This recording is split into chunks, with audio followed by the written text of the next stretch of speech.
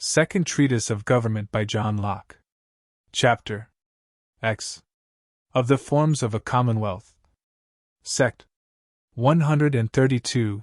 The majority having, as has been shewed, upon men's first uniting into society, the whole power of the community naturally in them, may employ all that power in making laws for the community from time to time, and executing those laws by officers of their own appointing, and then the form of the government is a perfect democracy.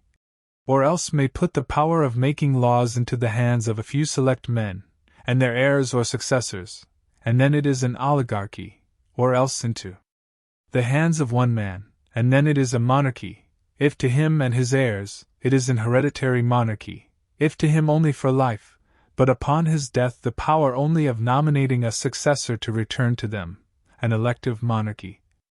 And so accordingly of these the community may make compounded and mixed forms of government, as they think good. And if the legislative power be at first given by the majority to one or more persons only for their lives, or any limited time, and then the supreme power to revert to them again, when it is so reverted, the community may dispose of it again anew into what hands they please, and so constitute a new form of government, for the form of government depending upon the placing the supreme power, which is the legislative.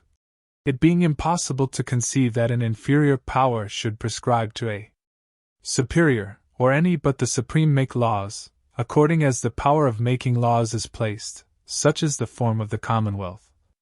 Sect. 133.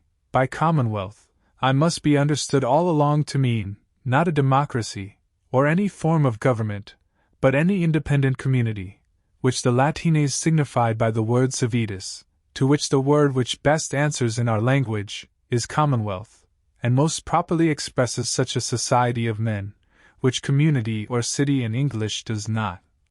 For there may be subordinate communities in a government, and city amongst us has a quite different notion from commonwealth, and, therefore, to avoid ambiguity, I crave leave to use the word commonwealth in that sense, in which I find it used by King James I, and I take it to be its genuine signification, which if any body dislike, I consent with him to change it for a better.